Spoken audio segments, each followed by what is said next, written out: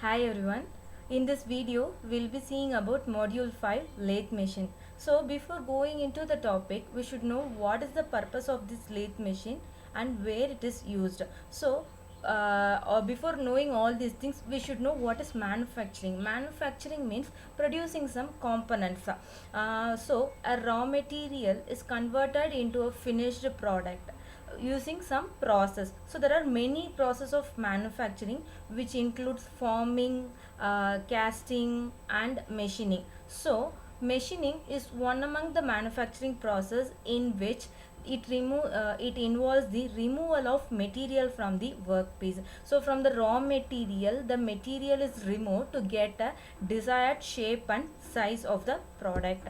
So machining, it involves a lot of machines to do this purpose, and lathe, it stands the first or one in doing the machining process, since it involves many operations can be done in the lathe machine.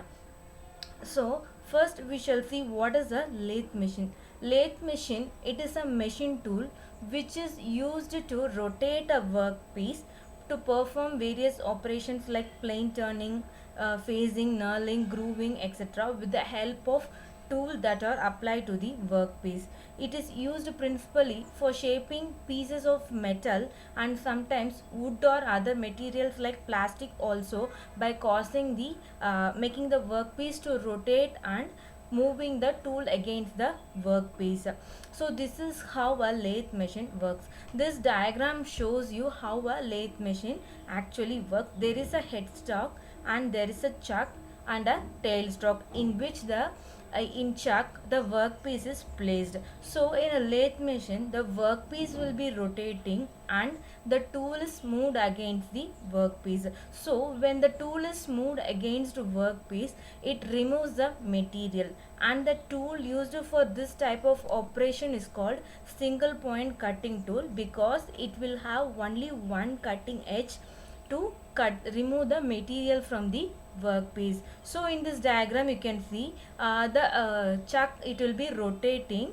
So the rotation of this chuck causes the workpiece also to rotate, and the workpiece is kept stationary, means it is not moved, whereas the tool is moved forward and backward to complete the machining operation.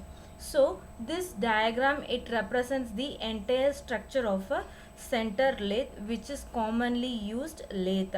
So here you can see a headstock, live center, carriage. So in the carriage there are many components like a tool post, compound slide, saddle, cross slide, apron, and also a tailstock which contains a dead center, and there are some lead screw, feed shaft, bed and a base. So all of this, the if we take the major components of there are many components in this diagram, but if we take the major component of a lathe, there are four major components. So it starts from a base and bed, which forms as a basement for the machine. It supports the entire machine. And the next important component is headstock. So headstock, where the all driving mechanisms and also chuck, spindle and the workpiece, everything is placed. So the headstock. And the next major component is carriage. So this carriage, it carries almost 7 components which plays an important role in removing the material from the workpiece. And the next major component is tailstock. So tailstock, it carries the dead center, and some of the operations including drilling, boring, reaming are done with the help of tailstock, where the cutting tool is placed and that respective operation is done. So these are the four major components. Once again I repeat, so the four major components are bed, headstock, carriage and tailstock. Now let us see in detail about each component. So this picture, it represents the bed and the base. So the bed, it is the rigid body of a commission, because it supports the entire unit including the headstock, carriage and tailstock. It supports everything. So the bed and the base should be of a very strong material, since it is made up of a cast iron, because cast iron, it's a very heavy material and it is able to withstand the vibrations, temperature, everything. So the lathe bed, it forms the base of the machine. The headstock and the tailstock are located either end of the bed, and the carriage resets over the lathe bed and slides over it. The lathe bed is a guiding member of the lathe machine, so it need to satisfy the following condition: it should be rigid, it should have a massive depth and width to absorb the vibration, and it must resist the twisting, it should avoid distortion. For this point of view, the bed material is of high compressive strength, should be a wear resistant, and also it should absorb vibration. So cast iron alloyed with nickel and chromium, it forms a very good material suitable for this bed. And the next one is headstock. So the next major component is headstock, where the headstock is secured permanently in the inner ways at the left hand end of the lathe bed. So in the left hand end of the lathe bed, we can see the headstock. So this headstock, it consists of all the driving mechanisms including gears, everything. Along with that is a chuck.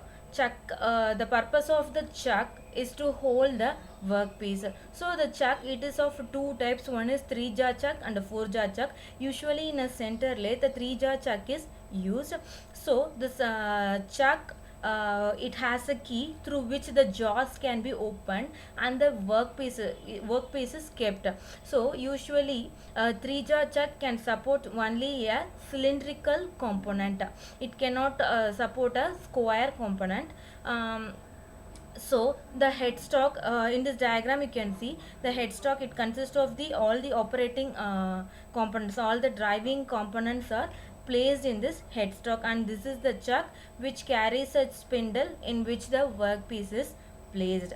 Next component is about the tailstock. So if the headstock is in left end of the lathe bed, tailstock is placed in the right end of the lathe bed. So the tailstock, it has two main use. It supports the other end of the work. So the maximum length of the workpiece we can take is the distance between the headstock and the tailstock, that is dead center and the live center.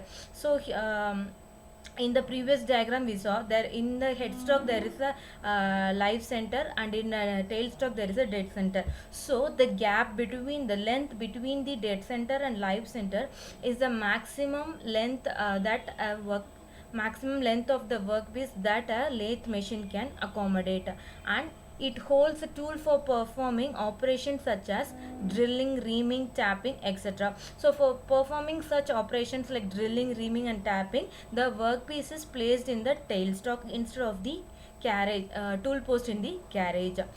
So the next major component is the carriage assembly. It consists of 7 parts which helps in doing the lathe operation. So carriage, it forms a base unit which supports the cutting tool. So carriage, it can be traversed along, it can be moved along the whole length of the bed by a hand control or a power feed. So there are 7 components which starts with a saddle. Saddle is a H-shaped casting that slides over the outer set of the guideways and serves as a base for the cross slide. The next one is cross slide. So there is a saddle, and above which is the saddle is the cross slide mounted. So it is mounted on the cross slide, and it enables the movement of cutting tool along the lathe bed by means of a cross feed hand wheel.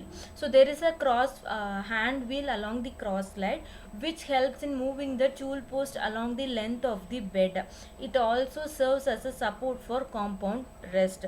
So this is a carriage where there is a tool post. So this is the tool post is a major component of a carriage through which the saddle, the cross slide, everything, it supports the functioning of the tool post.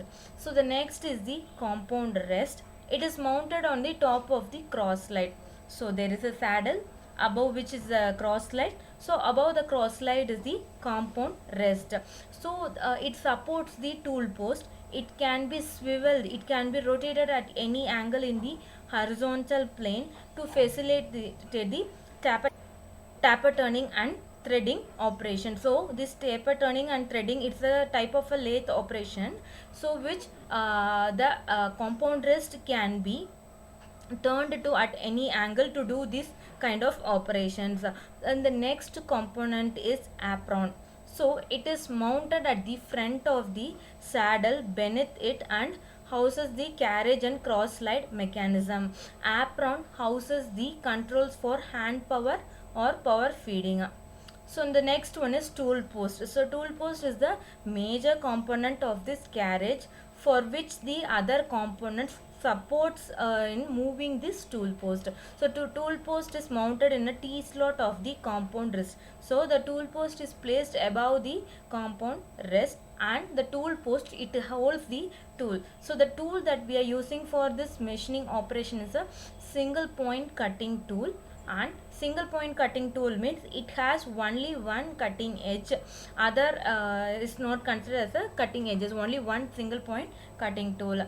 So this tool holder, tool post, it holds the single point cutting tool and helps in doing the lathe operations.